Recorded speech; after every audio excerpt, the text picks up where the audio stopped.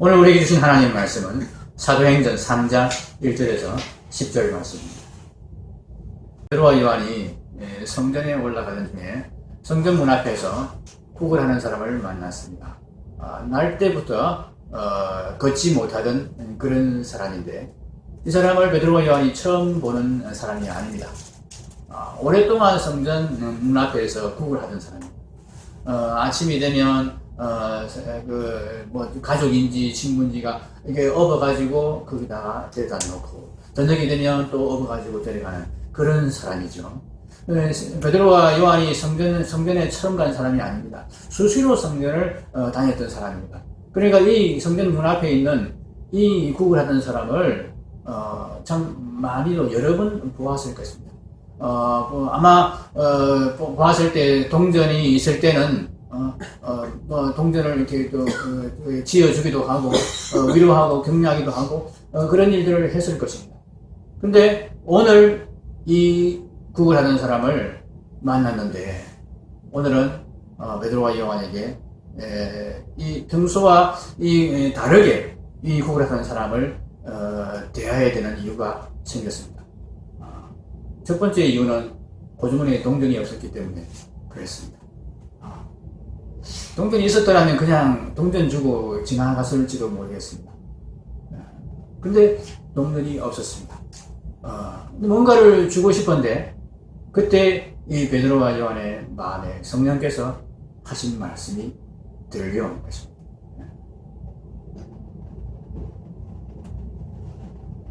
이 사람에게 네가 이것을 주라. 그 울림을, 성령께서 하시는 소리를 베드로와 요한이 민감한 상태에서 들었습니다. 이들이 기도하러 가던 중에 있었기 때문에, 이들이 기도하는 사람이었기 때문에 성령께서 그 마음에 울려주시는 이 물리적인 소리로 울리는 것이 아닙니다. 마음의 소리로, 그 영의 소리로, 영의 세미하게 그렇게 이렇게 느껴지게 해주시는 성령의 음성을 이 베드로와 요한이 들었던 것입니다. 자기들의 마음에서 그냥 불쌍한 마음이 일어나서, 걷지 못하는 이 사람이 너무나 불쌍하니까, 걷게 해주자. 이런 생각을 한 것이 아닙니다. 이런 생각을 할 수가 없습니다. 어떻게 사람이, 베드로 요한이 자기가 뭔데, 이 안전뱅이를 이렇게 세울 생각을 했겠습니까? 전에 그런 일을 해봤다면, 전에 그런 경험이 있었다면은, 또, 지난번에 그런 일이 나를 통해서 일어났으니까, 이번에 한번 해보자. 이렇게 또 했을 수도 있습니다. 그런데, 한 번도 그런 적이 없었습니다. 그런데 어떻게 베드로와 요한이 그런 마음을 먹게 됐느냐? 성령께서 그들에게 그런 마음을 주셨고, 명령하셨는데, 그 성령의 음성에 민감해서 들을 수 있었던 것입니다. 그냥 자기들의 생각에 사로잡혀 있었고, 자기들의 욕심에 사로잡혀 있었고, 자기들이 일이 바빴다면 이 성령의 음성에 민감하지 못해서 그렇게 말씀하시는 음성에 그냥 무슨 이런 생각이 들지? 이런 말도 안 되는 내가 상상을 하고 있는, 그러면서 그냥 지나쳤을 것입니다. 그런데 그들이 기도하는 사람들이 계속 기도하는 중에 있었기 때문에 이런 성령의 그 음성에 민감할 수 있었고 분명히 들을 수 있었습니다. 그래서 멈추어 선 것입니다. 그를 쳐다보면서 주목하면서 말하게 된 것입니다.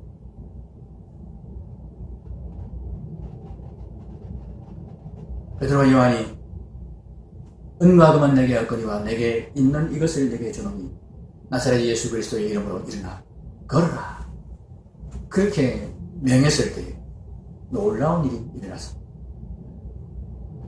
베드로와 요한은 본인들도 놀랐을 것입니다. 나면서 안전뱅이, 나면서. 그 다리가 말라 비틀어져 있었어요. 그렇지 않겠습니까? 한 번도 걷지 못했던 그 다리가 근육이 있었겠습니까? 그런데 어떻게 되었다고요? 곧 힘을 넣고 7절에 곧이라고 했어요. 곧. 이건 즉시라는 겁니다. 즉시. 우리가 병고신 은사를 받았던 분들이 이게 안수하는 것을 우리가 종종 보지 않습니까? 그런데 그 안수는 성령의 역사가 아닌 그냥 어떤 뭐 이렇게 심리적인 그런 치료의 경우가 참 많습니다. 보면은 안수를 한 번 하는 게 아니고 두 번 하는 거 아니고 여러 번 반복해서 합니다. 맨날 며칠을 걸려서 안수를 합니다. 그러면 조금 차도가 있고 그것은 성령의 역사가 아닙니다. 성령의 역사는 하나님의 역사는 그런 것이 아닙니다. 즉시 나면서부터 안전병이 되었던 그렇게 이 근육이 말라 비틀어져 있던 그 다리에 즉시 힘이 생겨서 일어나 서서 걸었다. 베드로와 요한을 따라서 성전뜰로 들어갑니다. 걸으면서 들어갑니다. 조금 걷더니 이제는 뛰기까지 걷다가 뛰다가 춤을 추면서 찬양을 하고 노래하고 그런 모습이 나타났습니다. 사람들이 너무나 놀랐습니다. 왜냐하면 이 사람을 다 알기 때문에. 성전 안에 있는 사람들은 거의 다 이 사람을 압니다. 맨날 성전 앞에서 구걸하는 사람이니까. 모를 수가 없습니다. 어떻게 이 사람이 이렇게 걸을 수 있냐? 어떻게 이 사람이 이렇게 뛸 수 있느냐? 너무나 놀라운 일이 일어납니다. 그럼 베드로와 요한이 지금 이런 놀라운 일을 했습니다. 베드로와 요한이 여러분 이런 능력을 갖기 위해서 무슨 특별한 훈련을 한 것도 아니고 입산수도를 한 것도 아니고 초능력 단련을 받은 것도 아니고 이 베드로와 요한이 정말 평범한 사람들이었습니다. 그럼 이 베드로와 요한이 정말 신앙적으로 특별한 사람이고 특별한 신앙의 훈련을 한 사람이냐? 그렇지 않습니다. 이런 우리와 똑같은 사람들.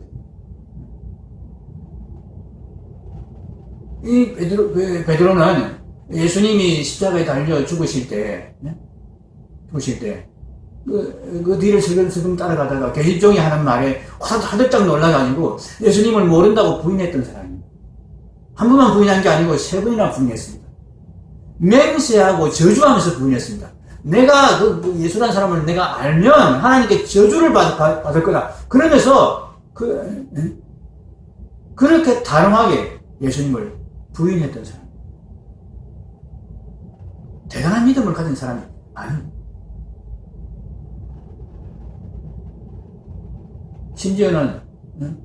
심지어는 이제 다구름 소리를 듣고 베드로가 회개했죠. 그 뒤에도 베드로는 별로 바뀌지 않았습니다. 예수님이 부활하신 후에 여자들을 통해서 내가 부활했다고 갈릴리로 가라고 그렇게 제자들에게 전하라고 그렇게 전언을 주었습니다. 여자들이 와서 제자들에게 다 전해 주었습니다. 그럼에도 불구하고 여자들의 말을 믿지 않고 무서워가지고 문을 흐려 잠그고 골방에 꼭 숨어 있었던 사람들이 바로 이 베드로와 요한 제자들입니다. 베드로가 그 대표죠. 이 사람들은 출신이 좋은 사람들도 아닙니다. 이스라엘에서 가장 촌놈 취급을 받았던 갈릴리 출신 어부들입니다. 갈릴리 사람들 이렇게 말하면 이스라엘에서는 촌놈들 이런 표현입니다.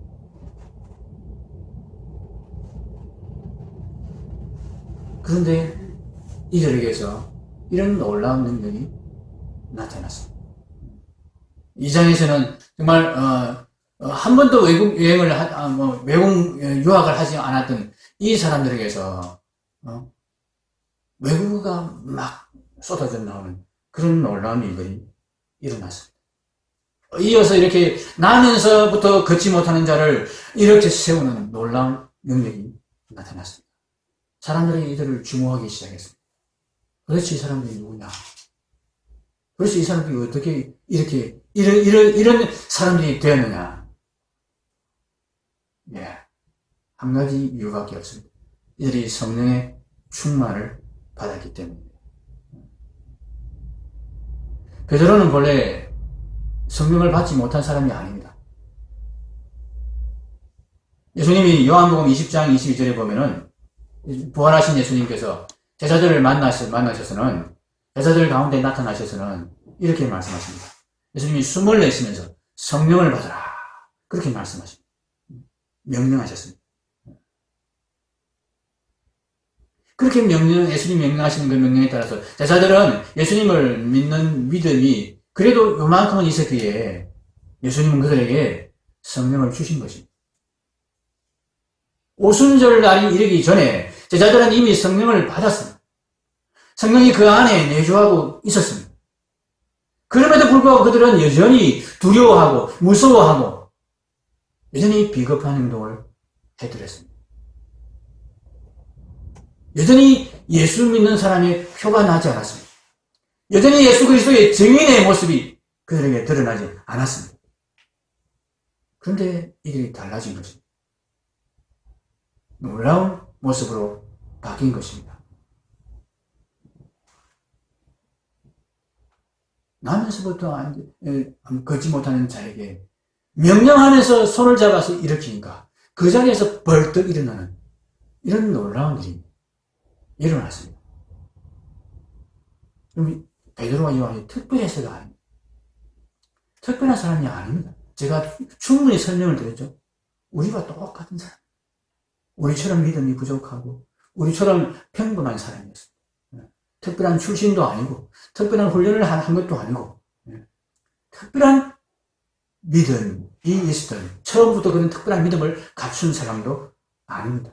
무서워하고 두려워했고 참 예수 믿는 사람 같지 않은 짓을 많이 했던 그런 사람들입니다. 그런데 이들이 이렇게 바뀌었습니다.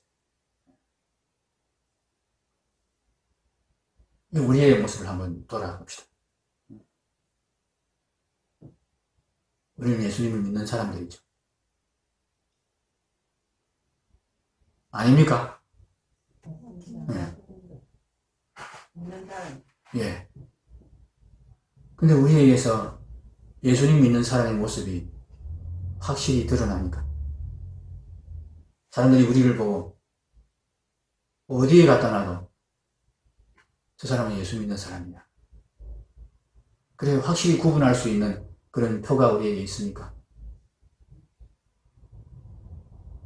그냥 예수 안 믿는 사람하고 같이 섞여 있으면 하루나 이틀 심지어는 한 일주일 같이 있어도 저 사람이 예수 믿는지 안 믿는지 별로 표시가 없는, 안 나는 혹시 그런 모습이 우리의 모습은 아닙니까? 밥 먹을 때 기도하는 것 말고는 예수 믿는 사람의 표시가 전혀 안 나는 혹시 그런 모습이 우리의 모습은 아닙니까? 우리가 이 문제를 해결해야 됩니다. 베드로와 요한도 그런 사람들이었습니다. 뭐 하기 전에는요? 성령의 충만을 받기 전에는 성령을 받은 사람입니다. 예수 믿어서 성령이 그 안에 거한 사람들. 그럼에도 불구하고 그들에게 예수 믿는 사람의 모습이 참 확연히 드러나지 않고 예수 그리스도의 증인의 삶이 드러나지 않았었는데 왜 그랬을까요? 그 원인을 알고 또 어떻게 해서 이들이 이렇게 증인의 모습으로 확 바뀌었는지를 우리가 알면 우리가 그것을 따라할 수 있다면 우리도 좀 변화된 삶, 좀 예수 믿는 사람 같은 그런 삶, 이런 능력 있는 삶, 한번 상상해 보십시오. 내가 길을 가다가 좀 이런 나면서부터 걷지 못하는 사람을 만나서 그 사람의 손을 잡고 벌떡 한번 일으켰다 생각해 보십시오.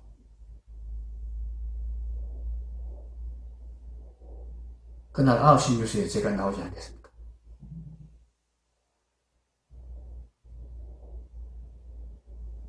우리 한 사람 한 사람이 그런 능력 있는 삶을 살 수 있다고 하나님 말씀은 우리에게 이야기합니다. 왜 그런 삶을 못 사느냐? 우리 안에 성령이 와 계십니다. 성령께서 우리 안에서 그런 능력을 발휘하실 수 있습니다. 그런데 우리가 그것을 막고 있습니다. 성령님이 우리 안에 와 계시는데 우리 안에서 성령님이 그 능력을, 그 성령의 거룩하심을 온전히 나타내시고 드러내시고 온전히 마음대로 우리를 사용하셔서 하나님의 일을 하실 수 있도록 우리가 우리 자신을 내어드려야 되는데 그렇게 하지 못하고 우리가 성령님을 계속 방해하고 있고 성령님이 하시는 그것과 반대 방향으로 우리가 자꾸 일을 틀어서 안 되게 만들고 있기 때문에 이 성령의 능력이 우리에게서 나타나지 않고 있고 이 예수 그리스도의 영이 내 안에 계신 것이 밖으로 드러나서 보여지지 않는다는 거예요. 우리에게 새 영이 주어졌습니다. 예수님을 믿는 믿음을 고백할 때에 하나님은 우리 주 예수님은 우리에게 성령을 선물로 주십니다. 성령이 우리 안에 와서 거하십니다. 그런데 성령이 우리 안에 거하시지만은 우리의 몸과 마음은 아직 변화가 없습니다. 우리의 몸과 마음은 옛 사람, 옛 습성, 옛 모습 그대로 인 상태에 있습니다. 이 옛 모습, 옛 습성은 성령님과 이게 코드가 안 맞습니다. 성령님이 이렇게 하려고 그러면 이 우리의 몸과 우리의 마음은 옛 몸과 옛 마음은 저렇게 하고 싶어. 이 안에서 우리 안에서 이 성령의 소유가 성령을 주셔서 우리에게 새 영을 주셨는데 이 새 영은 성령님을 따라서 행하려 하는데 우리의 옛 마음, 옛 몸은 옛 사람의 습성을 따라서 계속 나아가려고 합니다. 이 충돌이 계속 일어나서 갈등이 일어납니다.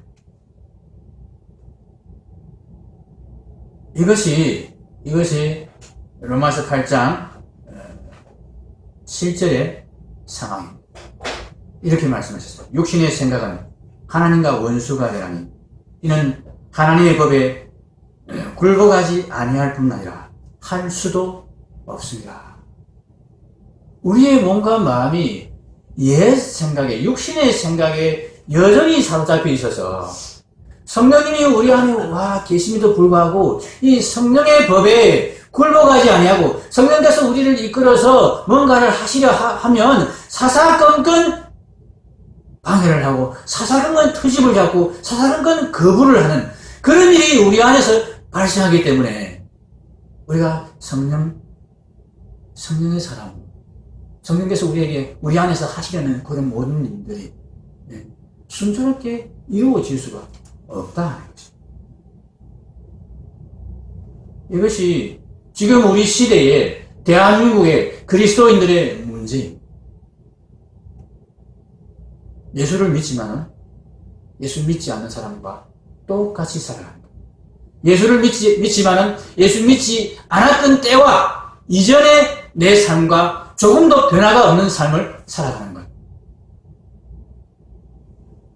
성령을 받았지만은 그 성령께서 계속 내 안에서 탄식하고만 계시고 그 성령께서 나를 사용해서 하나님의 능력을 나타내고 하나님의 역사를 일으킬 수가 없는 상태예요. 그러니까 예수 믿는 게 재미가 없는 거예요. 예수 믿는 것이 신나지도 않고 예수 믿는 맛도 모르고 예수 믿는 것이 오히려 불편하게만 하고 그렇죠. 예수를 안 믿었으면 오늘 이 자리에 앉아있지 않고 지금 밖에 나가서 신나게 놀 텐데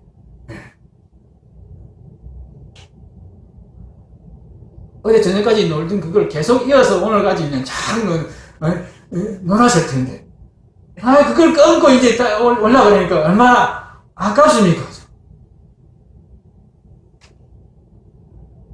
누구를 제가 지금 찍어서 하는 말씀은 아닙니다. 우리가 그럴 때가 참 많지 않습니까?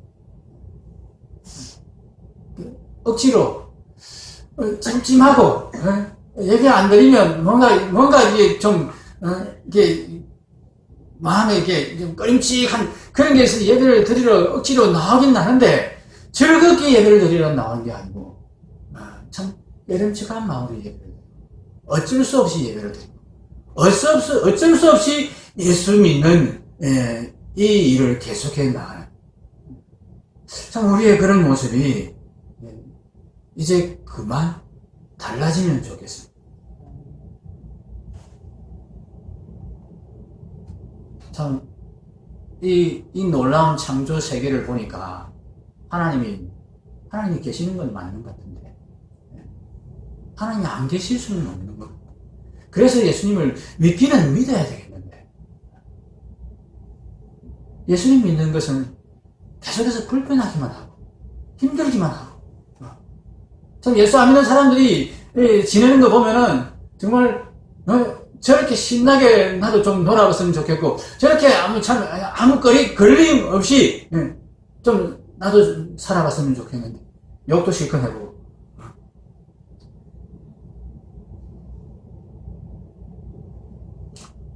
우리가 단순히 하나님이 계시다는 사실, 이 사실을 믿는 것으로는 우리의 신앙생활에 참 활력을 주지 못합니다. 그것으로는 우리가 사실 구원의 즐거움을 누릴 수가 없습니다. 하나님이 살아계신 걸 믿는 것.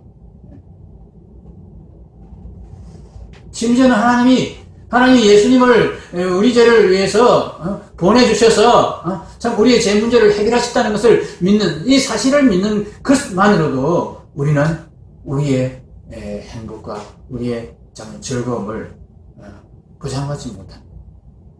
우리가 예수님을 믿고 예수님 믿는 즐거움을 예수님이 믿는 참 이 복을 누릴 수 있게 해주는 것이 무엇입니까?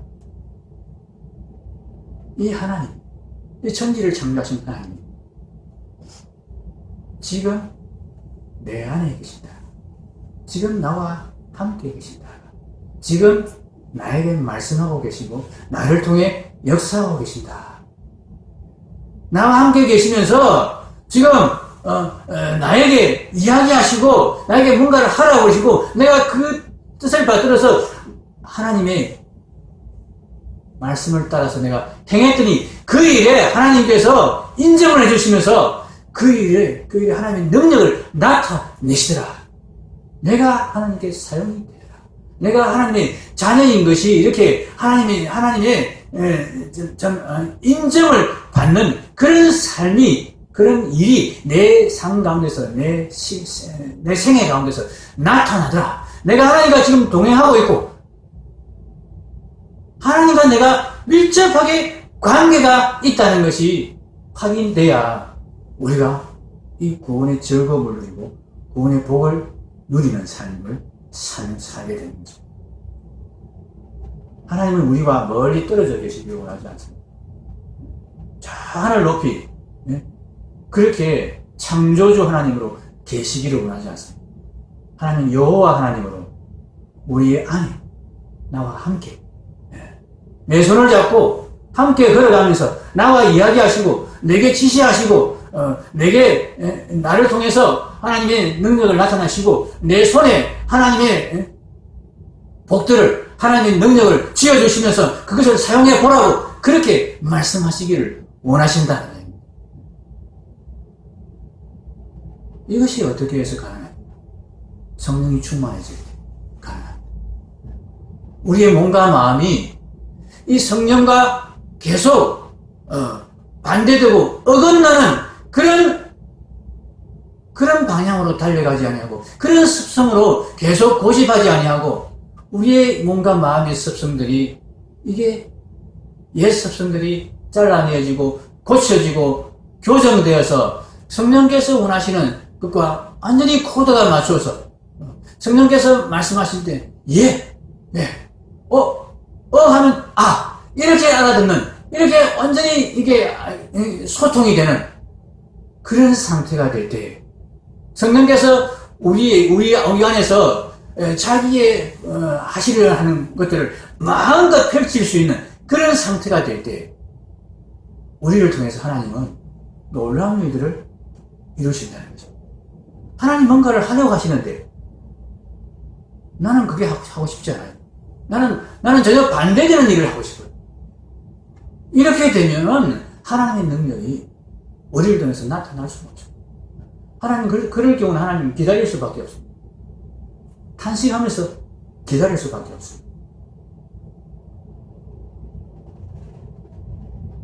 우리가 성령께서 역사하시는 그 성령의 능력을 마음껏 우리 몸을 통해서, 우리 마음을 통해서 이렇게 펼쳐내지 못하고, 그것을 드러내서 보여주지 못하고, 증가하지 못하는, 이 성령 충만하지 못한 삶을 살게 되는, 그런 정의의 삶을 살게 되지 못하는 이유는, 우리 몸과 마음이 계속 이 성령 충만을, 성령의 역사를 거부하고 있기 때문이다 하는 것을 우리가 알아야 돼요. 우리 마음과 마음이 성령과 이렇게 어긋나 있어요. 하나님과 어긋나 있어요. 이것을 맞추어야 돼요. 이것을 맞출 때에 이제 성령의 역사가 우리에게, 성령께서 그 펼치려는 그 역사가 마음껏 우리를 통해서 펼쳐지는 그런 권능의 역사가 일어나는 것입니다. 이 성령의 코드에 우리의 코드를 맞춰가는 일이 바로 기도는 하나님 앞에 우리가 우리 자신의 그런 성령과 맞지 않은 그런 불협화음들이 우리 안에 있는 것을 하나님 앞에 우리가 들추어내는 것입니다. 하나님 앞에 내어놓고, 하나님 이 부분을 좀 해결해 주세요. 이 부분을 좀 고쳐주세요. 하나님, 제가 이 부분을 떼어내겠습니다. 제 힘으로 떼어내기가 힘드니까 같이 좀 이게 힘을 써주셔서 이것을 잘라낼 수 있게 해주세요. 이렇게 하나님 앞에 나가서 우리가 기도할 때에 우리의 몸과 마음에서 성령의 소욕을 거스리는, 성령의 하시려는 일을 거스르는 그런 성향들이 하나씩 제거되어 가고, 하나씩 이제 온전히 성령께 순복하고 성령님께 찬성하고 함께 하기를 원하는 그런 몸과 마음으로 바뀌어질 때, 그때 이제 성령께서 우리 안에 충만하게 되시는 거죠. 우리 안에서 한쪽에 그냥 우리를 지켜보고 계시는 것이 아니라 우리의 온 몸과 온 마음을 성령께서 점령하셔서 마음껏 우리를 사용하시게 되는 것입니다. 기도해야만 이 일이 일어납니다. 기도는 바로 예수 그리스도께서 성천하실 때 제자들에게 주신 명령이었습니다. 예수님이 너희 성령 충만 받으라 그렇게 명령하시지 않았습니다. 기다리라. 기도하면, 모여서 기도하면 기다리라 그렇게 명령했습니다. 명령할 때는 기도하라는 명령도 하지 않았습니다. 그냥 기다리라. 근데 그 기다리라는 명령을 제자들은 기도하라는 명령으로 알아들었습니다. 그래서 모여서 오로지 기도에 힘썼습니다. 그것이 사도행전 1장에 나오는 말씀입니다. 사도행전 1장 14절에 여자들과 예수의 어머니 마리아와 예수의 아우들과 더불어 마음을 같이하여 오로지 기도에 힘쓰더라 그랬습니다. 기도하면서 자기들 안에 있는 그 두려움과 불신과 의심과 욕심과 교만과 시기심과 이런 악한 생각들을 하나님 앞에 내어놓고 치료받는 시간, 그것을 제거하는 시간, 그것을 청소하는 시간, 그것을 꺾어버리는 시간을 가진 거죠. 온전히 성령님께 순복하는 그런 몸과 마음이 되는 그 시간이 제자들이 기도하는 시간이었습니다. 우리가 2018년에 정말 이 기도의 시간을 좀 가지면 좋겠습니다.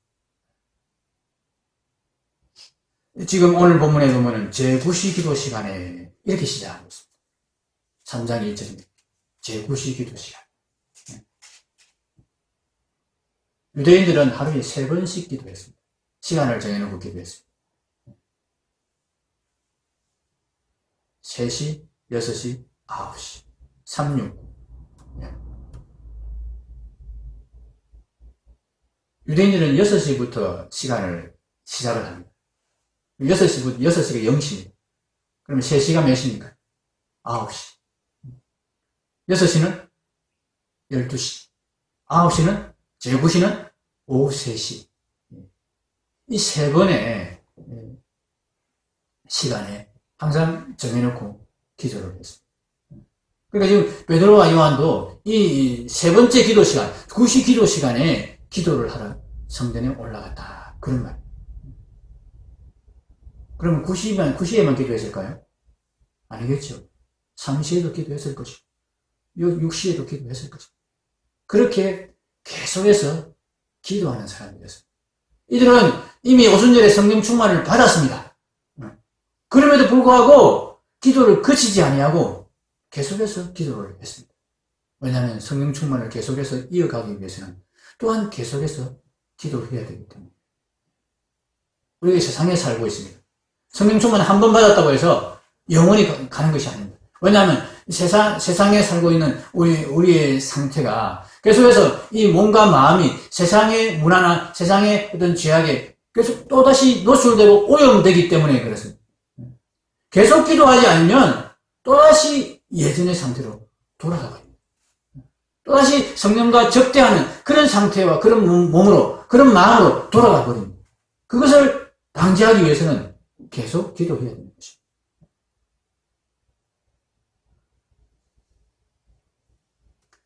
제가 송구영신 예배 때 이 말씀을 받았어요. 하나님이여 내 마음이 확정되었고 내 마음이 확정되었사오니 내가 노래하고 내가 찬송하리이다. 내 영광아 깰지어다. 비파야 수금아 깰지어다. 내가 새벽을 깨우리로다. 제가 2018년에는 기도하리라. 저도 369를 한번 정해봤습니다. 저는 3이 시작이 아니고 6이 시작입니다. 새벽 기도 시간 5시지만은 이제 본격적으로 기도를 하는 시간은 이제 6시 전후니까 새벽 기도 시간 6시. 그리고 오후 3시. 그리고 저녁 9시. 이렇게 세 번 기도 시간을 정해서 기도하리라. 그렇게 마음을 정해보았습니다. 잘 안 될 수 있습니다. 그러나 계속해 나갈 생각입니다. 그렇게 할 때에 내 영광이 깨어날 것입니다. 내 영광아 깰지어다. 비파야 수금아 깰지어다. 하나님의 영광을 보게 될 것입니다. 성령 충만한 삶을 살 수 있게 될 것입니다. 성령 충만한 삶의 결과가 나타날 것입니다. 그것을 바라보며 기도하겠습니다.